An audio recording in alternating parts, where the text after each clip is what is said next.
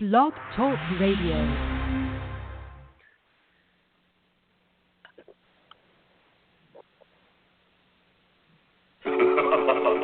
Franchise pros, Stan the Man, Paul Segreto, Badlands, baby. Franchising today, sustainable growth through sensible franchising. Franchising today, sustainable growth through sensible franchising. Franchising today, franchising today, franchising today. Franchise Pro. My name is Stan Paul the Man. Segreto, Paul and Segreto. this is Franchise Today. I just got to love the technical snafus as we learn new technology and adding our little jingle to the front of our show. As I said, I'm Paul Segreto, and my co-host Stan Friedman is not with us today. He is traveling back to Atlanta from Sin City, Las Vegas, where he spent the last few days at the multi-unit franchising conference put on by our friends at the Franchise Update Media Group. And from what I understand and from what I've seen in social media, it was a tremendous event. I understand there was a lot of productivity, a lot of excitement, enthusiasm, and, of course, some of the after-hours fun posted on social media. One in particular I like, not actually fun at social media, but as it was going on, our good friend Brad Fishman from Fishman Public Relations got an opportunity to see a picture of him, curly fro and all, from way back when, I'm assuming sometime in the 70s or 80s. Nice picture, Brad. We all went through some type of phase of wild hair back at that time, and here we are, ultra-conservatives to this day. So anyway, last week we had a phenomenal show. Our guest was none other than Jimmy John Liatu, of course, the founder of Jimmy John's Gourmet Sandwiches, and it was really quite an eye-opening interview and discussion. We really appreciate Jimmy John taking the time to spend time with us. And, of course, that show, as well as all shows on Franchise Today, are available on demand at blogtalkradio.com/franchise today and also on iTunes under Franchise Today. A lot of things going on, obviously, with the multi-unit franchise conference. There's, always a bunch of buzz in the air. I heard Capriati's really with their new investment ownership there was really one of the hits of the multi-unit show. And, we've got the legal symposium coming up at the beginning of May, so we're still busy here in franchising. We'll be so probably into the month of June, a little bit of a summer kind of turn down a little bit, and then, of course, we'll pick it back up as an industry come September with the franchise events in Washington, Leadership and Development Conference. Following that, just a lot of great things going on. I want to remind everybody, if you're not yet a subscriber to IFA Smart Briefs, I would really suggest doing so. Some really great information about the goings-on in franchising. I don't have my buddy Stan with me today to banter back and forth on some things. So what I'm going to do, and probably because I am very excited to do so, is introduce today's guest. I read an interesting quote from our guest, David Nilssen, from Guidant Financial, who's the co-founder and CEO. And the quote was, "All aspiring entrepreneurs want to know the secret to success. The truth is, there's no scientific formula to ensure that a startup succeeds. However, there are lessons I've learned along my own entrepreneurial journey, starting and running my own business and investing in many entrepreneurs as an angel investor." And, of course, we look forward to hearing some of those tidbits today. David, welcome to Franchise Today. Thanks for having me. I'm excited to be here. I'm excited, too. I know it's real early in the great Northwest, and so I certainly appreciate you being on the show as well. It's certainly been a long time overdue, in my opinion. But I'm happy that we are here today. So why don't we do this?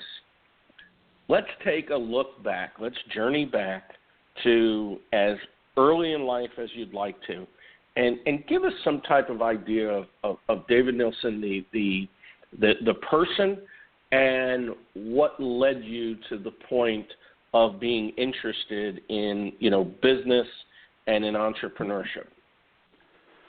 Sure. Well, I think probably the thing that was fundamental to at least the way that I was raised and sort of the way that I think about life in general is my father was a business owner. I grew up in a family where, my dad ran one of the largest fresh Christmas tree companies in the country. And so, that sounds like he might work 2 or 3 months out of the year, but it was actually a very large business that he had purchased from previous owners. And so I saw both the blessings and the curses that come with owning and operating a business. But I was always fascinated by the work that he was doing, the people he was interacting with, the business travel that he got to go on. And so I spent a lot of time shadowing my father and asking him questions about what it's like to own a business. So I think that, seeded early on for me the interest that I have or the passion that I have for small business and entrepreneurship in general.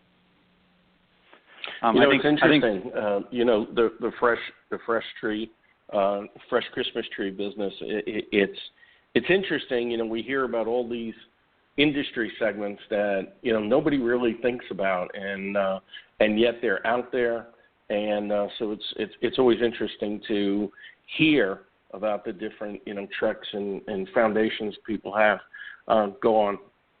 Well, I was just going to say it's just fascinating because that particular industry. You're right. You hear about these and you think, well, I certainly know what it looks like to run a Christmas tree farm, but it's different than that because when you're taking orders from these large retailers, in Q1, and then you're planning for logistics for not only caring for the trees but actually delivering them at this crescendo at the end of the year, and then you have to worry about those things coming back.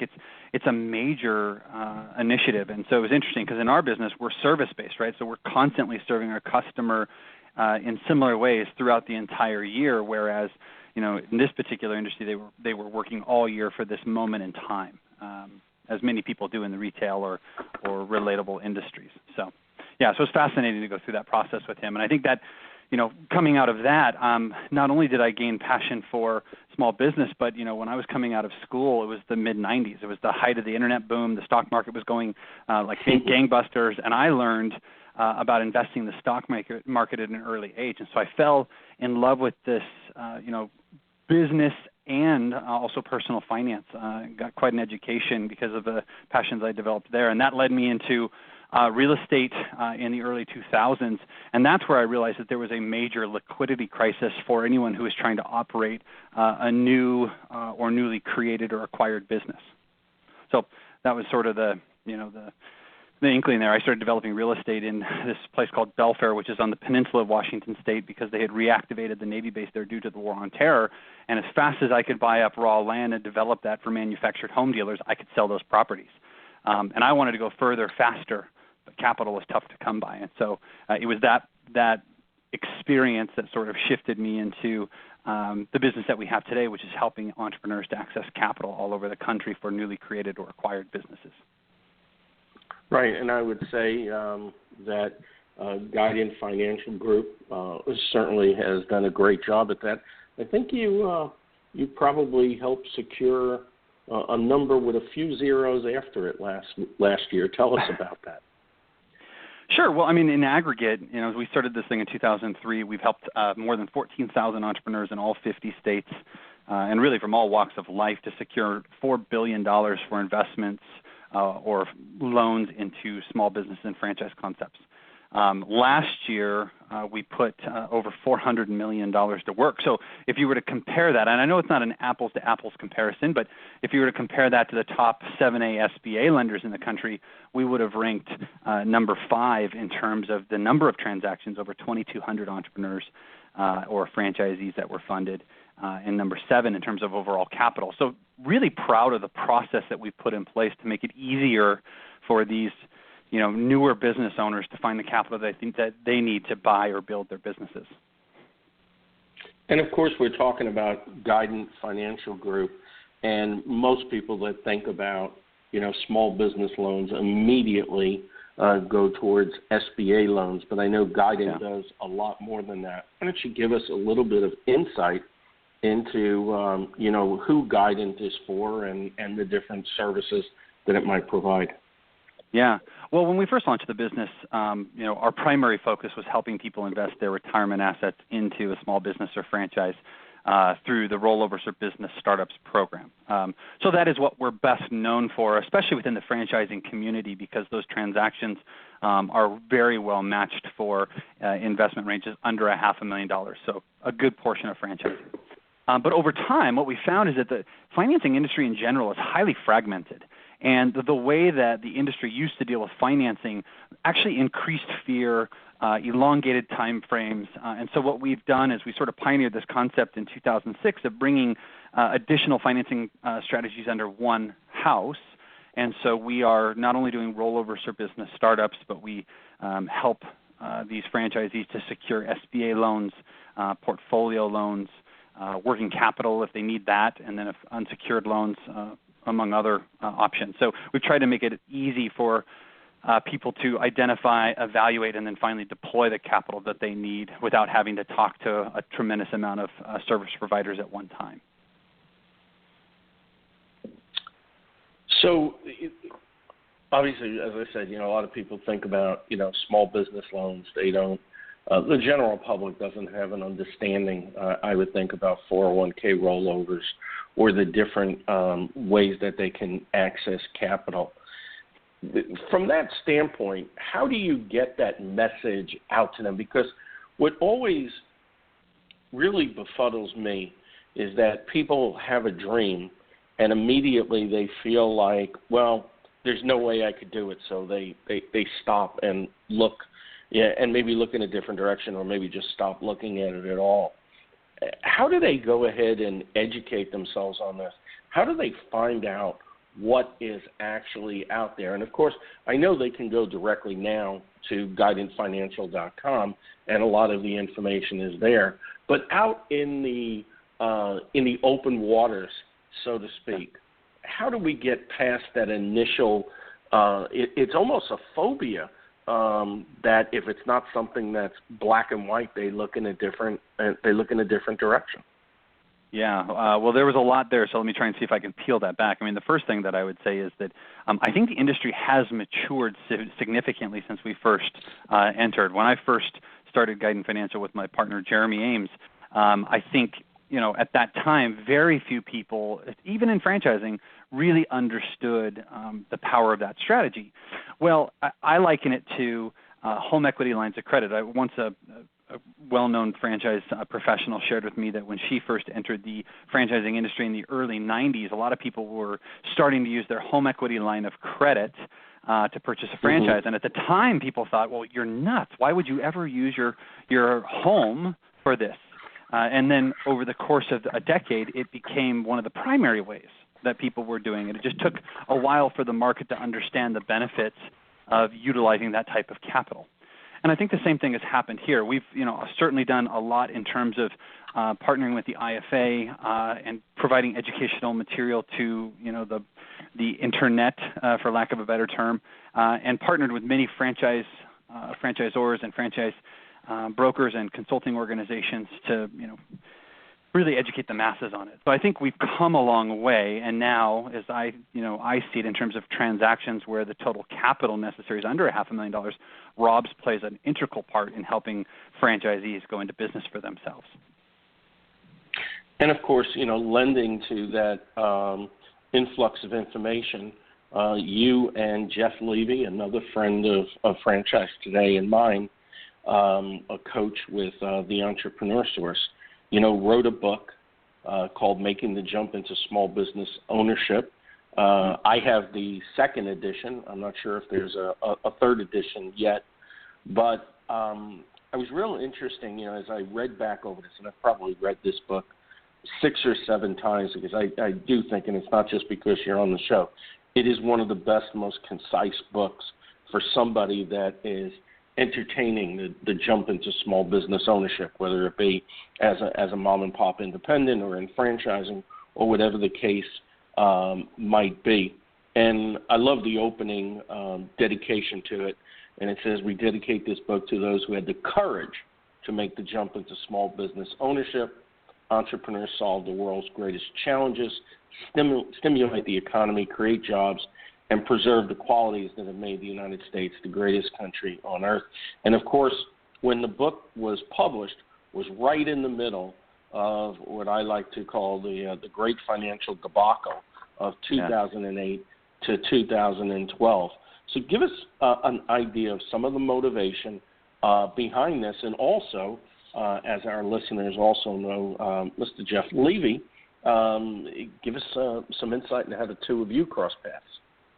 Sure. Well, let me start with where I met Jeff Levy. Jeff Levy is a franchise professional that helps match would-be entrepreneurs with franchise concepts and helps them, go through that discovery process and making the decision on whether to become a franchisee or not. And someone that has collaborated with us on many clients over the course of the last 10 years or so. And because of his geographic proximity and because he's such a great guy, we've become friends, and someone that I enjoy talking to about business and franchising. Well, you're right. We published the book right around the time that the economic crisis was, we were starting to come, at least we had hit the bottom and we're starting to bounce off of that bottom. And we were getting a lot of inquiries from people at that time. As you know, unemployment was high. A lot of people were coming to us saying, hey, I'm thinking about this as another alternative. What book would you recommend for understanding what it might take to open a business? And it's funny because at the time there really wasn't anything out there. There's lots of books on how to manage a business, how to motivate employees, how to communicate better, write presentations, but there was nothing that really spoke to if you're thinking about making that jump, if you're contemplating that, here's what you should be aware of so that you go in eyes wide open. And I would pause and just say this is sort of a philosophy that I have in general, and I think it's one of the sort of strategic benefits that our company provides to those that are looking to buy a franchise. We believe in transparency and education. We want people to be really well informed before they step forward with an SBA loan or ROBS or working capital or whatever that financing strategy might be, so that they understand both the benefits and some of the drawbacks. So there's no surprises. I think at the end of the day, one of the greatest ways that an entrepreneur, I think one of the greatest benefits for an entrepreneur is to not be caught off guard from the get-go. And so, looking at the marketplace, hearing so many people wanting this information, I thought, if it's not available, why don't we just provide it? And I appreciate the fact that you thought that it was clear and concise, because I am someone who really cares about getting to the point, and I really want the meat and potatoes, not just all the excess. So we tried to write something that was a simple read, was good information, and would arm people adequately to determine whether or not they move forward. And I'll tell you, the best compliment that I ever received was a gentleman who actually read this after he had started his business. And not a client of ours, but just someone that I know through affiliation. And that individual told me that if they had read this book beforehand, they probably wouldn't have gone into business, because they didn't realize from the get-go what that would mean. And it's not that we want to stop people from going into business, but we want people to be well-informed. The thing I really loved about the book, and I remember Jeff sent this to me, it's got to be 5-6 years ago. And what I liked about it was its concise nature, to the point. I like it from the standpoint that it's simple enough and concise enough that I refer to it time and time again, as opposed to, some big textbook looking, type of publication. And I find that it's easy to use. I would highly recommend it to not only anybody looking to start a business or go into business for themselves, but even the ones that have gone into business. And even if they're very successful, there's really some great points in there. And I see definitely where it's beneficial, certainly, to today's people. I think a little bit of it might have been directed more towards, career transitions, which, of course, was the big thing in 2008 to 2012. But, of course, we're starting to see more candidate targets nowadays trying to get into business for slightly different reasons, but I think it still all applies. And, one of the things I want to mention about Guidant Financial that I really admire that you've done from the standpoint of putting out information, Guidant seems to really have latched on to the digital space, the content that's out there, not only Guidant itself, but you individually. And I've seen, articles from you in entrepreneur.com, Fortune, and a host of different sites. And, of course, if you go to Guidant Financial, you see just a plethora of information that constantly comes out of there. When was the decision made that was the direction that Guidant should go in sharing that type of information?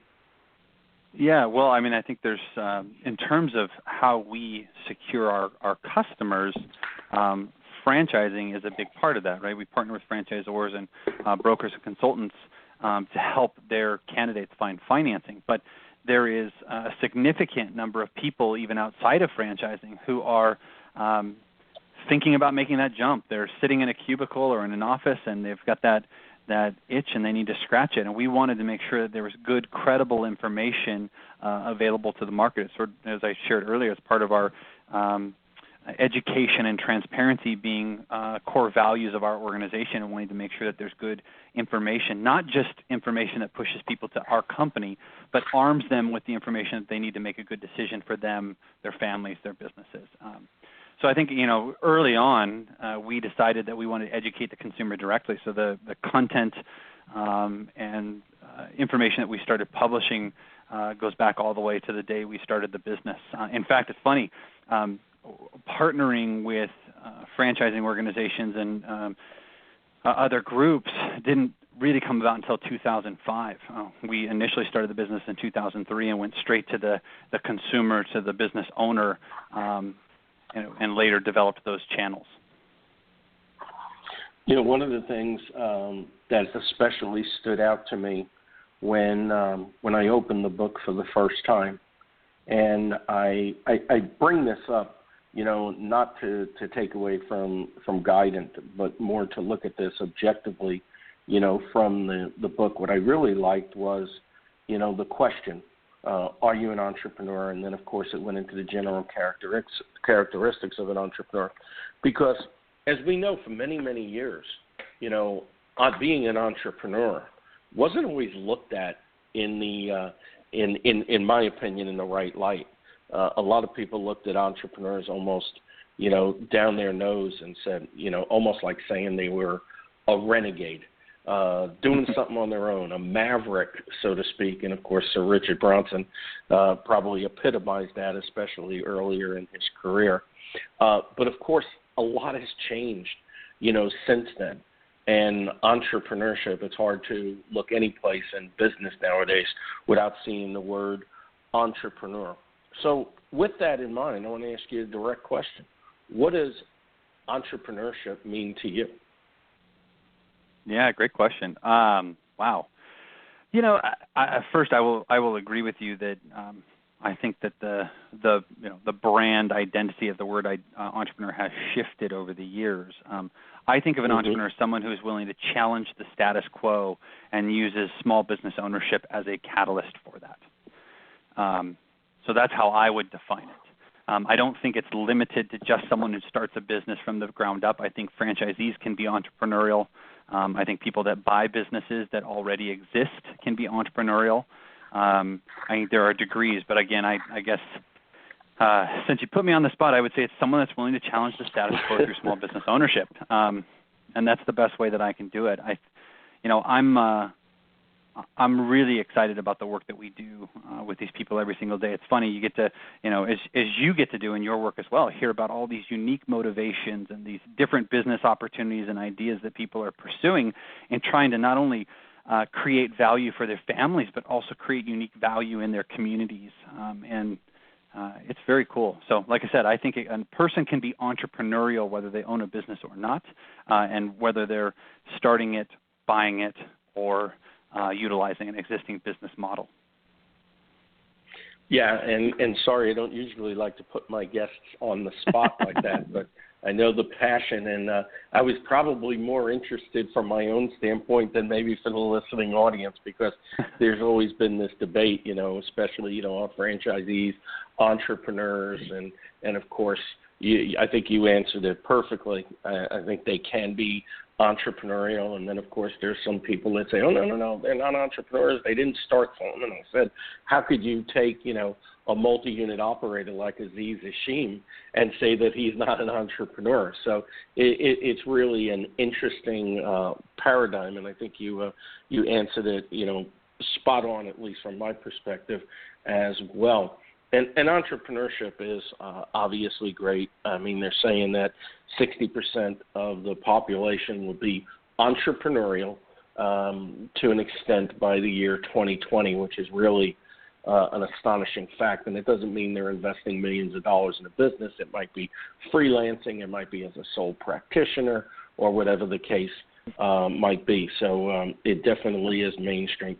So tell us a little bit about go ahead. I'm sorry. You have something. Well, I was just going to say, I mean, I think that's the responsibility that you have and I have and anyone listening to this has, and that is if 60% of the U.S. population is interested in owning a business or being entrepreneurial, then we've got to think about ways that we can reduce friction or the barriers for people to go into business for themselves, and that's certainly something that we're relentlessly pursuing here at Guidant, and I think the rest of the industry should be thinking about. There's a large pool of people that want that opportunity that just need to be led and helped through that process. Yeah, I definitely hear you on that. We definitely do have a responsibility. It's I know from my perspective, it's one of the reasons this labor of love called franchise today has been around now in 8 years, and yeah. I'm so excited that the last few years we've been, averaging just over 200,000 on-demand listens a year, and we really don't promote it outside the franchise community. We want it to be a resource for people within franchising, people that are thinking about going into franchising, and certainly people that are interested in franchising their business. And I know it's with, great pride when I hear from people that say, I've been listening to your show for 3 years and it really taught me a lot, because that's what it's about, and that's what this labor of love is. And I'm actually working on a new podcast that's going to be candidate focused, and obviously that's going to create some opportunities for you and Guidant as well, because I'll come back to you as a guest from that perspective. So, but an individual today that hears about Guidant and decides to contact Guidant, what is the process? What can they expect? What would their journey be like, so to speak, with Guidant and the great people you have working for you? Sure. Well, it certainly depends on how we first come in contact with that individual. Many, and I'll give some examples because we're talking primarily to the franchising world. Many of our franchising partners or franchisors where we help, they partner with them to help their candidates find financing, utilize a pre-qualification tool that we've built that is customizable for a brand so that they can help their candidates do some early discovery. Back in 2007, 2008, we realized, if you're going to shop for a home, the first thing that the realtor is going to ask you to do is go get pre-qualified by a mortgage professional. But that discipline doesn't exist in small business and franchising. And so we built this pre-qualification tool that not only helps provide education and information to the individual, but it allows them to establish some confidence in their fundability from the early stages. So many of our franchisor partners would utilize that tool. Once that has happened, though, we certainly engage in an outbound campaign to try and connect with that customer. Our core values of transparency and education are really important. So our initial call with that candidate is around 30 to 45 minutes to understand a little bit about their background and their motivation, and then we'll spend some time with them in a follow-up call to educate them on not only the options that they have, but everything from the cost of capital to the time it would take to secure this capital, anything in terms of fees, ongoing payments, things of that nature, so that again, they're going into this eyes wide open, and we work with them to help choose it. Now, our goal as an organization is not just to get the deal done, but it's really to get the deal done right, and that really takes a little bit of extra TLC and time with that individual to help them really understand what it is that they're about to take on. And from there, then we, assuming they've chosen to work with our organization, try to make it really easy for that individual by doing the heavy lifting, because we really want them to focus on opening their business. So, if someone uses us for rollovers for business startups, we do all of the initial setup on their behalf. There are a few small pieces that they have to be part of, but we try to do all that heavy lifting in terms of the annual administration. We take care of the risk management and the business services, things of that nature, to help them go further faster. If they take on our SBA packaging services, then we're working with them to make sure that they put their best foot forward with the bank. And I think that's one of the things that has made it easier for our customers to say yes, are two things. One is we've got these services in-house, and we're finding that there's a trend, especially in franchising, where there's more than one source of capital being utilized in a transaction. Years ago we saw, this person did all rollover, or this person just the SBA, but we're seeing a combination of multiple strategies being used at one time. And if they're working with different service providers, then the collaboration is not as tight, and thus the time frames extend, and sometimes the circumstances don't work out as expected. So, we've made it really easy for people to say yes, because if we can't get their funding done, we give them all their money back. And at this point, 96% of the transactions that we're taking on are actually funding, which is a huge benefit over what you would see from large banks who decline 75% or 77% of the full SBA packages that they see, or small banks that are declining over 50%. So we're seeing really great results, and again, I think it's because we're investing so much up front to make sure that the candidate understands really where we're going and what they're taking on. Very good. You're listening to Franchise Today. I'm Paul Segreto. My co-host Stan Friedman is traveling today back from the multi-unit franchising conference, and I'm speaking with David Nilssen, co-founder and CEO of Guidant Financial, and also co-author of Making the Jump into Small Business Ownership. Franchise Today is brought to you by FRM Solutions, offering best-in-class CRM and document management software designed specifically for franchising. FRM empowers real-time business intelligence, communication, and collaboration between all members of the franchisor's team and prospective candidates, as well as existing franchisees. This enables you to simply and seamlessly track, access, and manage all messages to and from prospective and existing franchisees, including text. Legal and compliance is simplified too, with FRM's document management, and even site visits can be digitally facilitated and scored with FRM. Make today the day you give FRM a look, and ensure that all of your candidate and franchisee correspondence, including text messages, are being permanently tracked and stored in candidate and franchisee records. It even provides state-of-the-art digital experience for your prospective franchisees, replacing old-style virtual brochures. No long-term contracts, multiple upgrades each year at no additional cost each year. No excuses, just solutions on the web at frmsolutions.com. Franchise Today is also brought to you by Franchise Foundry. We've been bringing emerging brands to market for more than 30 years. The Foundry fosters healthy, sustainable growth for their clients, that kind that comes from experience. The Franchise Foundry provides both coaching and consulting, a hybrid approach that delivers more effective solutions both to franchisors' corporate team as well as for their franchisees. The Foundry team is rich in practical hands-on experience and expertise with general business management, operational and change management, digital marketing, and, of course, franchise recruitment and development. Plus, the Foundry team can also assist you with creating roadmaps for potential mergers and acquisitions and provide you with the guidance needed to navigate them. Learn more about the Foundry and our expanding list of clients at www.franchisefoundry.com. David, you made really some good points about the process, and especially as people come through, franchising referrals and relationships that you have. What would be some of the potential warning signs that a candidate should be looking for in working with an organization such as your own?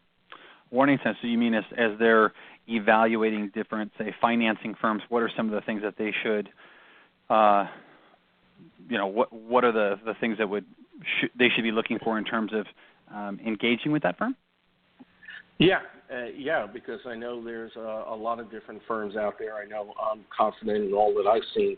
Guidant is really careful about crossing the T's and dot the I's, but I think going back to what we discussed at the beginning of the program, there's so much unknown.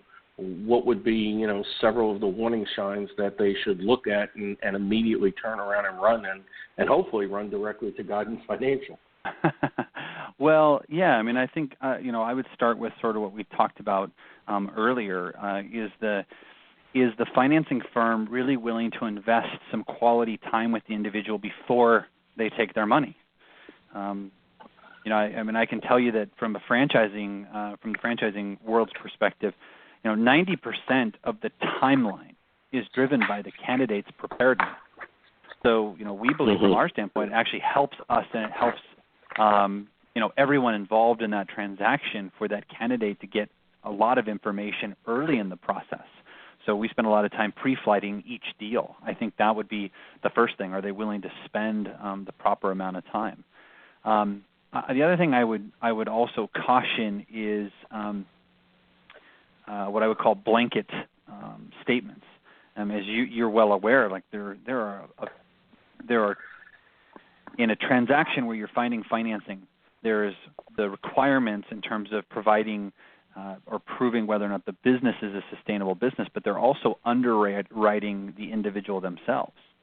And so I think there's no one size fits all requirement, for lack of a better term. You need both the transaction and the individual there. So I think I'd be careful about those sort of blanket statements and blanket programs, and instead look for someone that's willing to invest that time early up front. And then the last thing I would just say is, nobody really wants to be a guinea pig.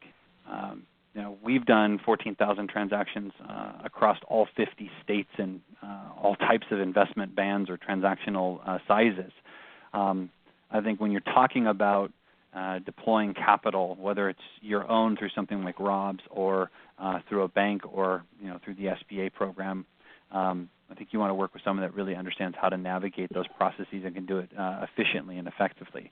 And again, it's not just about getting the deal done fast; it's about getting the deal done right. So I would say that was it. I mean, at the end of the day, trust your gut. That's one of the best pieces of advice I was given given by a mentor early on was trust your gut. It seldom leads you wrong. And I would caution any professional, whether it's on the side of working with the franchisee or actually becoming a franchisee, to trust their gut. Sure, absolutely. Very, very good advice. Why should an individual, a candidate, look at a firm like yours as opposed to just going right down the street to their local bank that has the sign outside that says preferred SBA lender? Yeah, it's a great question. I mean, the reality is that some can. And there are times where we've told candidates their best opportunity to get the funding is by doing just that. But what I can tell you is that, earlier I shared the statistics. If you look at the data that's been released by Small Biz Trends, if you go to a large bank, and I won't name them, but we all know the large banks, right? You go to a large bank and you submit a full SBA package, which that application is not a light exercise. But you go through that process and you submit to them, you have a 77% chance of getting declined. If you go to a smaller bank, you have a 52% chance of getting declined. So that right there is one reason why I would say working with a firm that has aggregated these types of financing strategies and also works with more than one bank gives you a greater chance of succeeding. I shared with you earlier, for us, we have a 96% funding rate, and that's something we're very proud of, and that's because when we take in a candidate, we're able to assess their financial capacity, obviously looking at the brand, and then reaching out to the lending partners that we have across the country to find one that wants to actually consume that loan in that geographic territory for that type of borrower. And sometimes it's like finding a needle in a haystack. Sometimes it's easier than not. But as you know, when you're opening up a franchise, you're trying to find employees, you're looking for real estate, you're buying inventory, you're learning the system. There's a lot of things that you have to think about and worry about and navigate. Our hope is to make that process a little bit easier for that franchisee by taking that heavy lifting off their plate and allowing them to focus on the things that are most important, and that is opening and then building that business.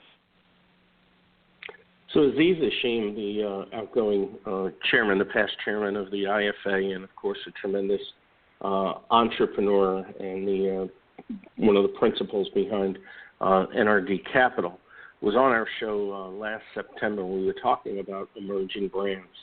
We were talking that today there's roughly 4,400 franchise brands out there, with roughly 52% of them with under 20 units. And, of course, the majority of those being emerging brands, as Brand Data had shared information that one brand a day was basically entering franchising in a 2.5-year period of time, and they're looking and projecting that it'll be the same clip moving forward over the next 3 years. So it looks like emerging brands are here to stay. From an opinion standpoint, David, how much does a lender look at the maturity of the brand? And being we have a lot of people listening to our show that are in the category of emerging brands, the second part of the question is, what advice would you give them to make sure that their candidates have a better than average chance of coming across the finish line with some funding?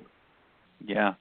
Well, I'll give you some random thoughts on that. So first is I want to just clarify before I go into answering that.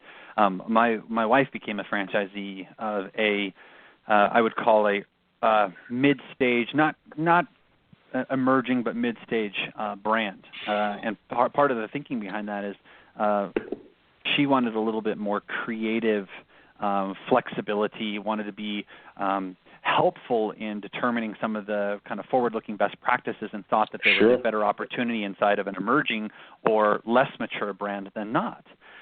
So I say that because I want to share that from a personal standpoint, I think that there is opportunity found in both mature and emerging brands. From a financing standpoint, though, I would say that an emerging brand definitely will have some additional challenges in terms of the brand really amplifying a lender's appetite to consume that loan. Because they're going to want to see more successful franchisees. They'll want to look across a larger portion of the system and see a broader set of sort of individual unit economics performing. That being said, at the end of the day, most of these lenders are still underwriting the individual borrower much more than they are the actual brand itself. The brand is an amplification. Yes, it does help, especially if the lender is familiar with the brand or has some successful franchisees that they've worked with in the past. But that is certainly not going to sway their decision to underwrite the transaction. At the end of the day, it's going to be based on their belief that this borrower has the ability to pay that back, and the business is one of the ways in which they would assess that. So I think, going back to your question about an emerging brand, I think the emerging brands definitely benefit from aligning themselves with a financing company that can learn about their brand and will take the time to understand their brand and then work with their candidates in a creative way. And the reason I bring that up is because, the SBA is only one of many options that we have to help people find financing. And I say we, meaning the financing community.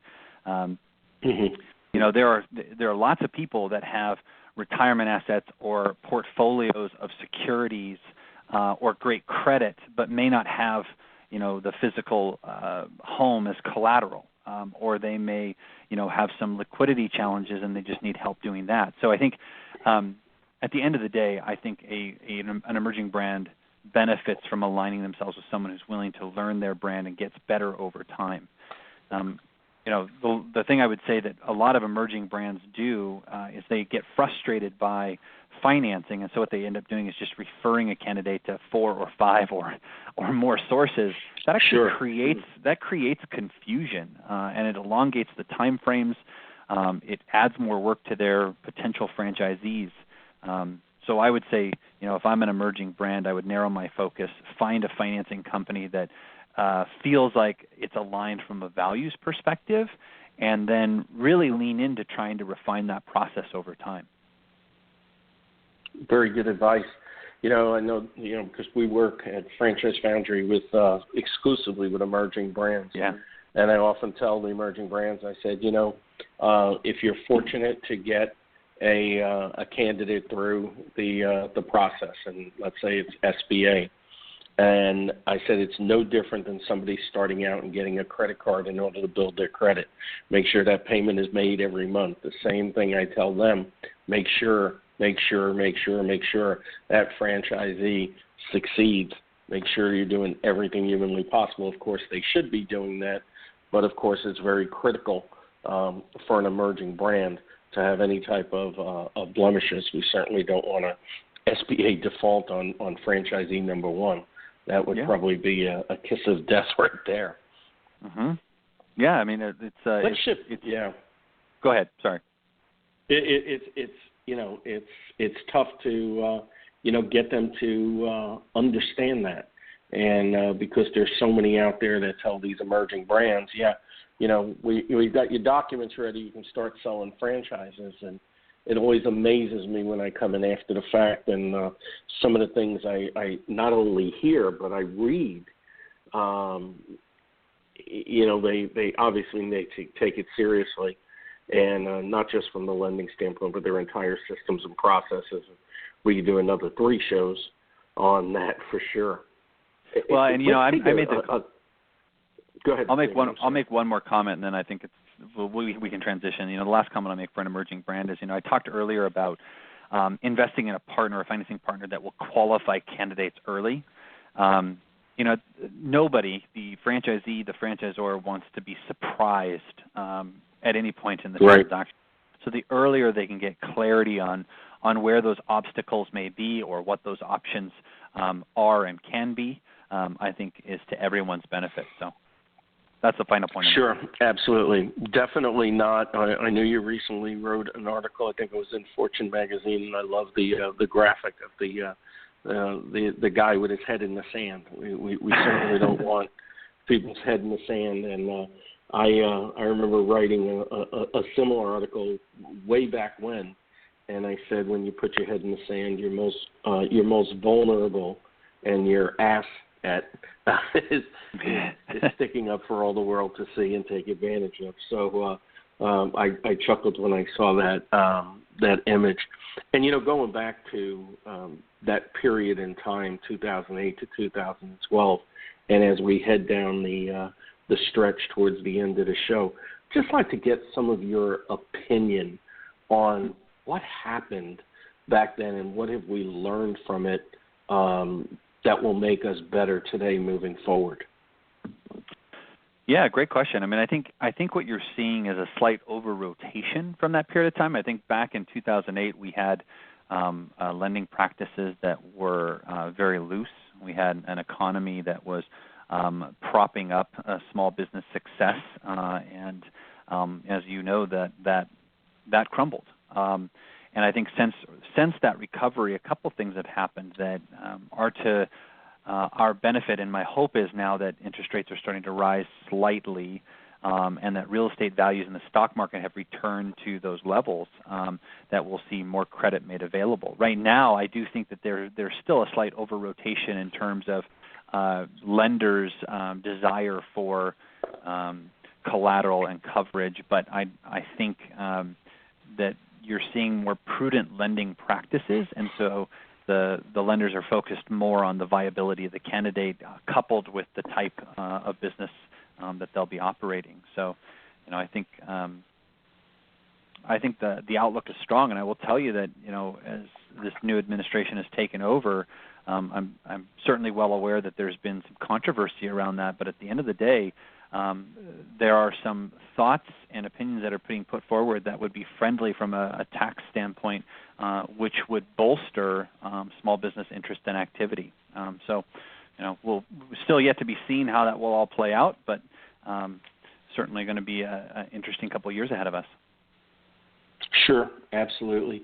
I remember having Daryl Johnson from principal, CEO, and founder of FranData on the show. I want to say it was probably back around 2013. And the way he described his opinion of 2008 to 2012 was there was a lack of common sense. And I think that was, might have been very, very spot on, especially coming right out of it, because when you look back at some of the circumstances surrounding, loans and, of course, default, you had to shake your head and say, what were people thinking when they approved these loans, and what were people thinking when they were taking out, 100%, 110% loans? And it was really an interesting, conversation.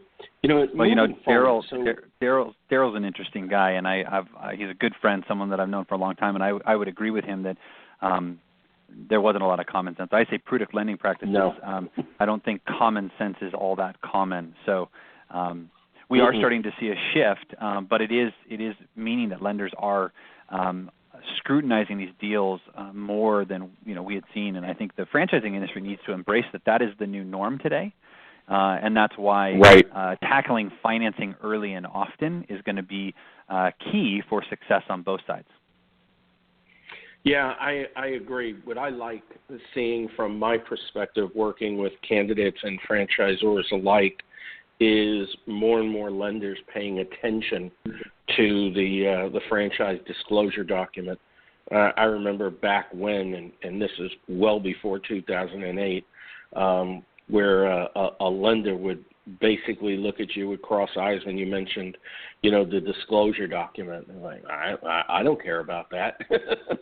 And it seems like they're a little bit more educated. But, we've got a long way to go in educating people about franchising. And I know, one of the incidents that I'll refer to happened right in your neck of the woods with the increased minimum wage in Seattle, where they basically said the minimum wage will increase at this point, but for franchise businesses, it'll increase a year before. And it was like, whoa, time out. Franchises, most, if not, the vast majority are very much a mom and pop operation, like mom and pop on Main Street USA, and that goes back to the kind of the battle that gets better and better every year, or at least less and less every year with American Express and their whole small business Saturday, where 4 or 5 years ago, probably about 5 years ago now, I was recommending to our franchisors to tell their franchisees to enroll in the program and be a merchant in the program and be proud of it and promote it, until one of the franchisees came back a few weeks before Small Business Saturday, and I think it was the second Small Business Saturday because it hasn't been around all that long. And they said, well, evidently you didn't read the very fine print in the agreement. And it said at the time, franchise is not allowed. Big, bold print. And I was just flabbergasted. Yep. Long story short, I tried reaching out, but of course, trying to reach somebody on the phone in a big organization like that is impossible. Trying to find, who you need to speak with is impossible. So I did what, of course, I do probably best, which is I'll go to social media. And I started putting information out there and wrote blogs and got interviewed by, Inc. magazine and a couple of the other, Wall Street Journal, a couple of publications, and still nothing was changing. And we got to Thanksgiving 2 days before Small Business Saturday, and I went on social media hard and tried to get some type of response. And Friday, being Black Friday, I did the same thing and nothing. So Saturday morning, bright and early, I posted on Twitter that maybe franchising should stop taking the American Express card. And I got a Twitter message from a senior VP at American Express asking me to call her. And the long story short, David, was I met with 13 of their senior executives, some obviously very bright and educated people that had no clue what franchising was about. They pretty much unanimously believed that franchising was like McDonald's, and McDonald's paid for all the marketing for the franchisees, and the franchisees had no opportunity to fail, and it was only because of the strength of the finances that McDonald's put into the franchisees' business that made them succeed. And whoa, time out. You are so way off base. And since then, I'm glad to say that franchising has been allowed in that program, and each year it seems like the number goes up and up of the number of units that a brand is allowed to have to be accepted into the program. But it amazes me, so many people just don't understand what franchising is about. Yep.